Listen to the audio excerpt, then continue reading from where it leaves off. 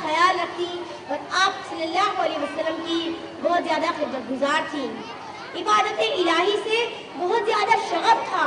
फर्ज नमाज़ों के अलावा सुन्नतें और नवाफिल भी बड़ी कसरत से पढ़ती थी। रमज़ान के रोज़ों के अलावा नफली रोज़े भी बड़ी कसरत से रखती थी।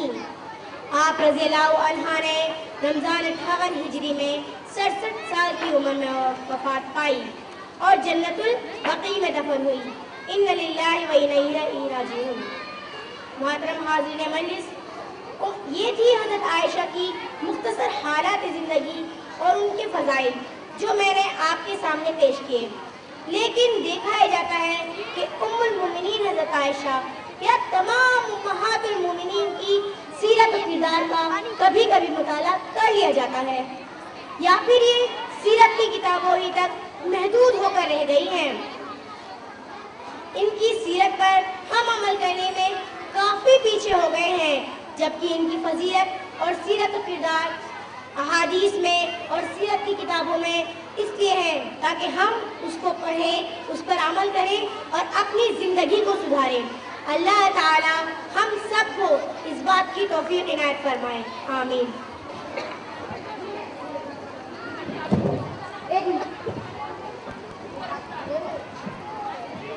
देखना सुमैया कौन है बाहर? कौन है? अरे खोलो, मैं हूँ मिसेस खान। दरवाजा खुला है, अंदर आ जाइए। हाय।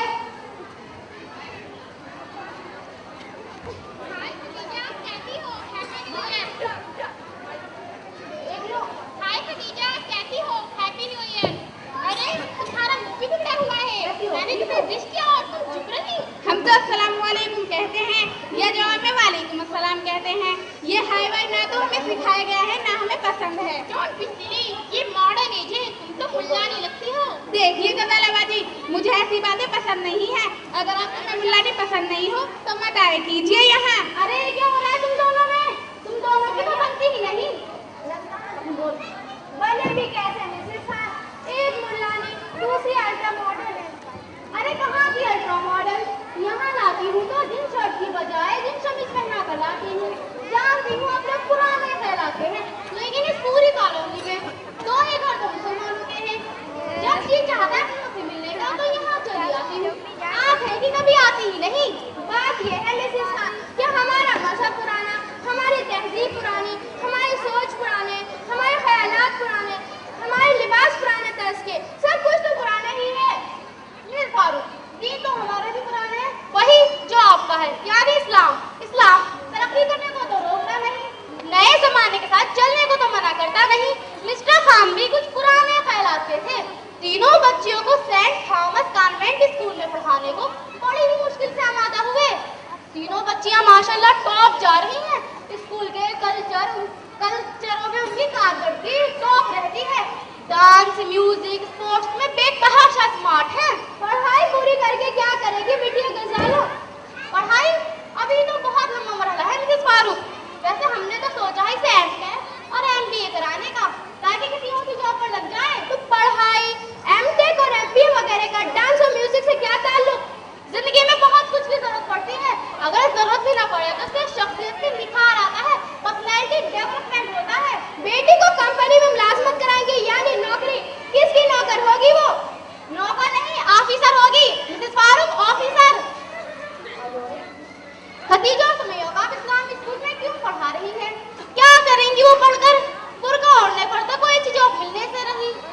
शादी हो जाएगी तो अपना घर संभालेंगी, अल्लाह औलाद देगा तो उनकी अच्छी से अच्छी परवरिश करेंगी, अपनी मेहनत से एक बेहतरीन नस्ल को परवान चढ़ाएंगी। एक मशवरा मेरी तरफ से भी मिसेस खान, जरा गौर कीजिए कि एक बेटी को टीचिंग लाइन, दूसरी को मेडिकल लाइन में डालेंगे। सोचिए कि एक किसी गर्ल्स कॉलेज में टीचर्स के फर्ज अंजाम दे तो दूसरी किसी लेडीज अस्पताल में मुस्लिम औरतों का इलाज करे। मैं सोच रही हूँ कि अपनी बच्चों को ऐसी तालीम दिलाऊं जिससे वो बड़ी होकर कौम की खिदमत भी कर सके और दीन की भी खिदमत कर सके। कि एक किसी टीचर के फराइज अंजाम दे तो एक किसी लेडी अस्पताल में मुस्लिम औरतों का इलाज करे। असल में गजाला और गजाला का बॉयफ्रेंड दोनों ने एमटेक और एमबीए एक साथ करने का फैसला किया है। हमने भी कहा ठीक है, अच्छा करियर है तो सब कुछ है, घर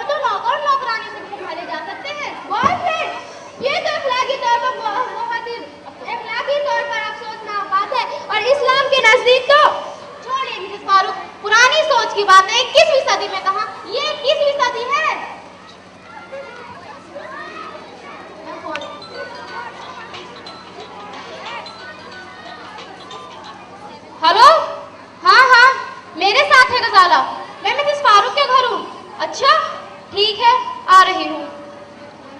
अच्छा मिसेस फारूक, फिर मिलेंगे। Bye bye aunty.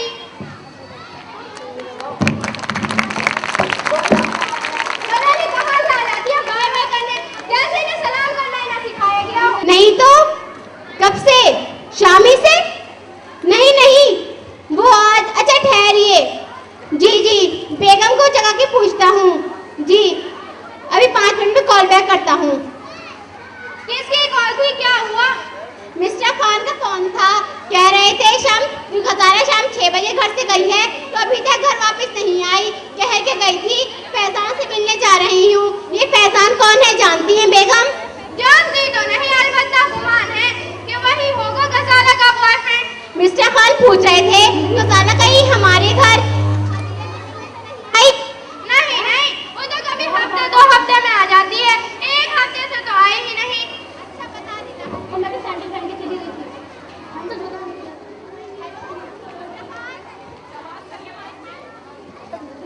Hello mister Khan, गजाला यहाँ 1 हफ्ते से आई नहीं है। हेलो मिस्टर फारूक, गजाला फोन कॉल भी रिसीव नहीं कर रही है। आपकी किसी पुलिस अफसर से शनासाई भी तो है, प्लीज आ जाइए, चलकर पुलिस में रिपोर्ट करते हैं। अच्छा आ रहा हूँ।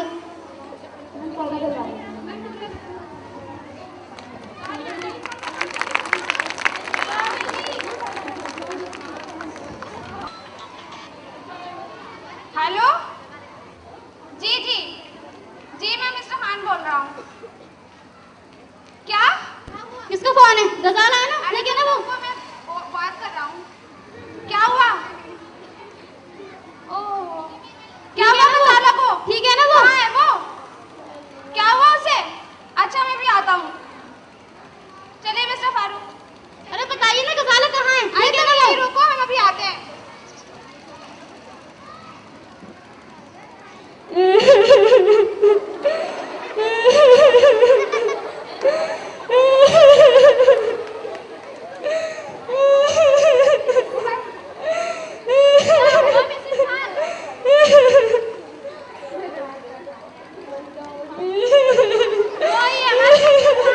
अल्लाह का शुक्र अदा कीजिए कि गजाला जिंदा है, वरना आजकल शहर में और अगवा के बाद कत्ल के भी बहुत मामलात हो रहे हैं। दुआ कीजिए उसे बेहोशी के सिवा कुछ और ना हो। खुदा करे मेरी बच्ची को कोई बड़ा नुकसान ना पहुंचा हो। शायद आप ठीक ही कह दी थी मिसेस फारूक, शायद नहीं, सचमुच आप ठीक ही कह दी थी।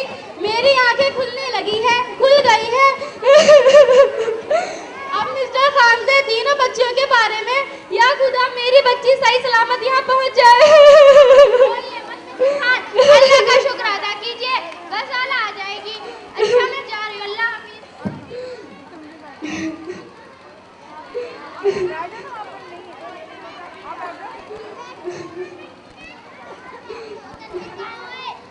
क्या हुआ? ठीक है ना गजाला? मिली?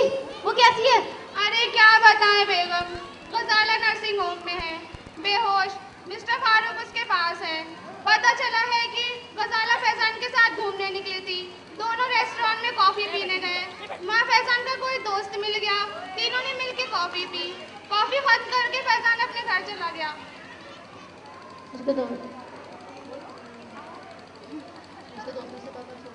फैजान के दोस्त ने कहा गजाला से कि मैं तुम्हें तुम्हारा घर छोड़ देता हूँ। उसने रास्ते में उसको चॉकलेट खिलाई। चंद ही लम्हों बाद उसका सर घूमने लगा। फिर उसको याद नहीं कि क्या हुआ। गजाला को हमने जिस हालत में पाया वो बताने लायक नहीं। वो आपसे ये बात बताएगी तो अब इसका जिक्र किसी से भी मत कीजिएगा, वरना हमारी बड़ी बदनामी होगी। जब हम लोग वहाँ पहुँचे तो गजाला सड़क के किनारे पर पड़ी हुई थी, जहाँ रोशनी बहुत कम थी। हम लोगों ने ये सोचकर कि पुलिस में रिपोर्ट नहीं की कि हमारी बड़ी बदनामी होगी। बहुत अच्छा किया जी आपने। मिसेस फारूक दुरुस्त ही तो कह दी थी, सच्ची तो बात है। रोशन ख्याली और तरक्की की हिर्स ने हमारे दिमाग पलट कर रख दिए थे। मेरा तो ख्याल ये है तीनों बच्चियों को कॉन्वेंट से निकालकर किसी इस्लामी तालीमी इदारे में डाल दिया जाए। आपका क्या कहना है? अरे बेगम आप ठीक ही कहती हैं, अब हम ऐसा ही करेंगे। इनायतों की हवा से पुरानी मालूमात पेश कर रही हूँ। बिस्मिल्लाहिर्रहमानिर्रहीम। बिस्मिल्लाहिर्रहमानिर्रहीम। कुरान मजीद इंसानों की हिदायत के लिए है। कुरान मजीद 22 साल 4 महीने और 8 दिन की मुद्दत में नाजिल हुआ। कुरान मजीद में अल्लाह ताला के नाम 2584 मरतबा आया है। कुरान मजीद में नमाज की ताकीद 700 मरतबा हुई है। कुरान मजीद में तरत की ताकीद 150 मरतबा हुई है। कुरान मजीद में 26 पैगंबरों के नाम आए हैं। कुरान मजीद में दुआ मांगने की ताकीद 70 से ज़्यादा मरतबा आई है। कुरान मजीद में खैरात व सदक़ात की ताकीद 150 मरतबा से ज़्यादा आई है। कुरान मजीद में जन्नत का लफ्ज़ 150 मरतबा आया है। दुनिया में कुरान मजीद सबसे ज़्यादा पढ़ी जाने वाली किताब है। बच्चों इंशाअल्लाह और माशाअल्लाह कहने की बहुत आदत थी, मगर वो ये जानते नहीं थे ये कलिमात कब कब इस्तेमाल किए जाते हैं। एक बार उनके पास एक मरीज आया। मरीज बोला, डॉक्टर साहब मेरे पेट में बहुत दर्द है। डॉक्टर साहब ने जवाब दिया, माशाअल्लाह। मरीज तो घबरा गया। मरीज ने बोला, तो क्या डॉक्टर साहब मैं मर जाऊंगा? डॉक्टर साहब ने जवाब दिया, इंशाअल्लाह। इसी तरह एक और सुन लीजिए। एक बाप अपने बेटे से पूछता है, बेटा बताओ किन मुल्कों में सोना ज्यादा है? बेटे ने जवाब दिया, अब्बू जान जिन मुल्कों में रातें लंबी दिन छोटे उनमें सोना ज्यादा है। शुक्रिया।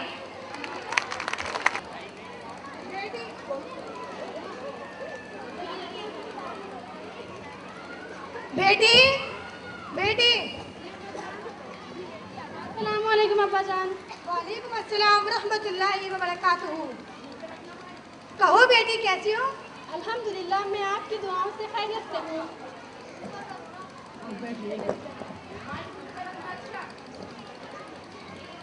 अरे ये क्या ढेर सारे कपड़े सिले जा रही हो? जी अब्बा जान, पड़ोस में शादियां करीब है, जल्दी जल्दी सीकर देना है। अरे तीनों बेटियां कहाँ गई हैं? अब्बा जान सफिया और सबीहा सुमैया का रिजल्ट लेने मिली मॉडल स्कूल गई हैं, आती ही होंगी। बेटी मैं जरूरी काम से और खुशखबरी लेकर आया हूँ। अल्लाह ताला ने आज कुछ रास्ता निकाल दिया है और तुमसे तौक़ा है कि कोई एतराज़ न करोगी। मेरे दोस्त, जो तुमको तो मालूम है, मोहम्मद अकरम साहब जिनकी बहू के इंतकाल को 1 साल हो गया है, 2 छोटे छोटे 2-3 साल के बच्चे भी हैं। वो अपने उस लड़के की निकाहसानी के लिए तलाश में थे और हम दोनों ने फैसला किया है तुम्हारा उनके लड़के के साथ निकाहसानी हो जाए। लड़का भी खुशी खुशी तैयार है और खास बात यह है कि तुम्हारी तीनों लड़कियों की सरपरस्ती पर नेक शरीफ आदमी तैयार है। लेकिन अम्मी जरा सोचो। लेकिन क्या, ये कोई मामूली बात नहीं, ये तो शरीयत फर्ज और एक सुन्नत को जिंदा करना है। लेकिन अम्मी जरा सोचो, ये खानदान और ये मुआशरा मुझे क्या कहेगा? अरे बेटी, मौजूदा जमाने का मुस्लिम मुआशरा, उसके ख्यालात बिगड़ते जा रहे हैं। क्या हम ऐसे मुआशरे या खानदान की पैरवी करेंगे या इस्लामी मुआशरे को? बस चलो अपना काम करो। और तुम्हारी बड़ी लड़की की शादी जो 1 माह में होने वाली है, बस उसके बाद तुम्हारा काम मुकम्मल कर दिया जाएगा। जैसा आप लोग फैसला फरमाएं मुझे मानना ही होगा। अल्लाह मुझे हिम्मत दे, आमीन। अच्छा बेटी, अब हम चलते हैं और बहुत ज़रूरी काम हमें है। इंशाअल्लाह रात इमाम साहब से बातें कर ली जाएगी। अल्लाह हाफ़िज़।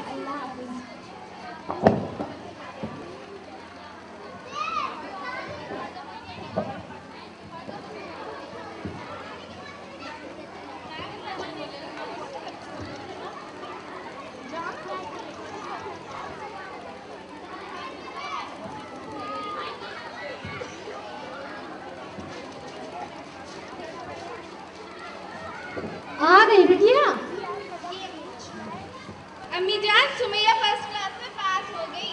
रिजल्ट कार्ड और नंबर नहीं मिल रहे थे क्योंकि हमने 3 महीने से फीस जमा नहीं की थी और मैं आपके कहने के मुताबिक एक दरख्वास्त देकर वादा करके आई हूँ कि 3 दिन के अंदर फीस जमा करा देंगे और प्रिंसिपल साहब ने मंजूर कर लिया है।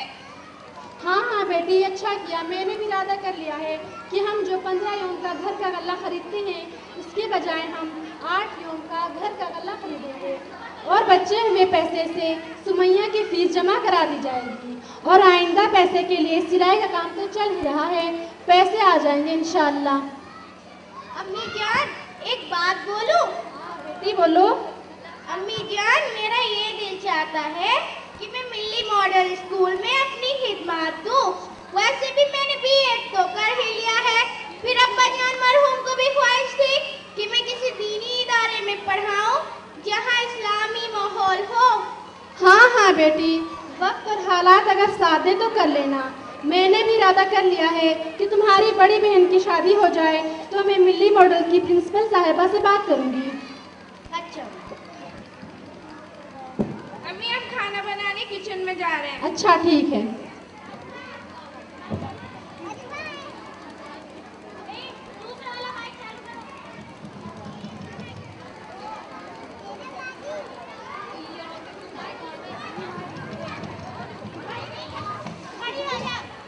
अरे तुम कौन हो? अरे तुम अंदर कैसे आए? तुम अंदर कैसे आए? तुम्हें ऐसे क्या है? जल्दी बताओ, अलमारी की चाबी कहाँ है? बेटा, तुम्हें खुदा का वास्ता, ये मेरी बच्चियों की अमानत है, ये मुझसे ना छीनो। खुदारा, ये मुझसे ना छीनो। तुम्हारी भी बहन बेटियां होंगी, तुम्हें उनका वास्ता। बेटा, ये मुझसे ना छीनो, ये मेरी बच्चियों की अमानत है। बेटा बेटा रहम करो मुझ पर। बेटा, ये मुझसे ना छीनो। बेटा, ये मुझसे ना छीनो, ये मेरी बच्चियों की अमानत है, मेरी मेहनत की कमाई है। अंकल अंकल प्लीज ये सामान मत ले जाइए। अंकल अंकल प्लीज ये सामान मत ले जाइए। अंकल अंकल मेरी बात नहीं जा रही है। अंकल चल हट। अंकल मैं ये पैसे ले ले मगर सामान छोड़ दे। अंकल चल हट यहाँ से। आ गई परेशान करने। ओए जग्गू, जल्दी जल्दी हाथ पे चला, सामान सीमेंट और निकलने की कर। और ये जो इस लड़की ने पैसे दिए हैं 3-4 तो जरूर होंगे। अब तो हमारी ऐश है। नहीं जानू उस्ताद, मैं ये नहीं कर सकता। इस बच्ची की आंखों में पता नहीं क्या है। मेरा दिल अब तक कांप रहा है। चलो चलो उस्ताद चलो। मेरा ज़मीर मुझे मलामत कर रहा है। मेरे पास की तौबा, जो मैं आज के बाद टाका डालूं। और तुम भी ये चोरी चकारी छोड़ दो। मैं जा रहा हूँ, तुम जाना और तुम्हारा काम। पता नहीं आज इस जग्गू को क्या हो गया है।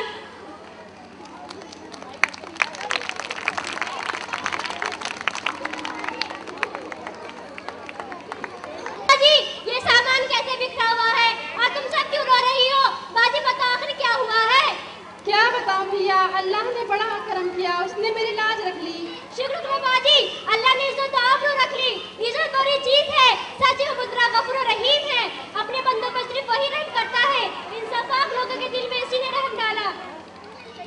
हाँ भैया, सफिया और सबिहा, जाओ अपने मामा को लाकर चाय पिलाओ। और साथ में कुछ पेट पूजे के लिए भी ले आना।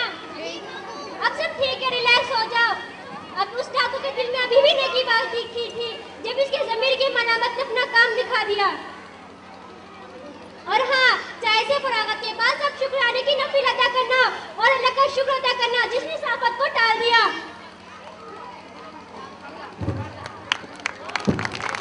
जाने लगे जब ज़कात की अदायगी को अदायक समझा जाने लगे, जब इल्म हासिल करने का मकसद दीन पर अमल करना, जब मर्द अपनी माँ की नाफरमानी करते हुए बीवी की बात मानने लगे, जब बाप से दूरी अख्तियार करके उसके मुकाबले में दोस्त की कुर्बत अख्तियार की जाने लगी, जब मस्जिदों में शोर शराबा होने लगे, जब कबीले का सरदार फासिक इंसान बन जाए, जब कौम का सरबराह घटिया इंसान बन जाए, जब आदमी की इज्जत उसकी बुराइयों और शरारतों से महफूज रहने के लिए की जाती, जब आलात मौसीकी कसरत से इस्तेमाल किए जाने लगे, जब शराब पी जाने लगे, जब इस उम्मत का आने वाला गुरोह गुजर जाने वाले गुरोह पर लानतों मलामत करने लगे, तो तुम इंतजार करो सुर्ख आंधियों का, जमीन के ढल जाने का, सूरतों के बिगड़ जाने का, आसमान से नाजिल होने वाले अजाब का। और ये निशानियाँ यके बाद दीगरे इस तरह जाहिर होने लगेंगी जैसे पुराने तस्बीह का धागा टूट जाए तो इसके मोती मुसलसल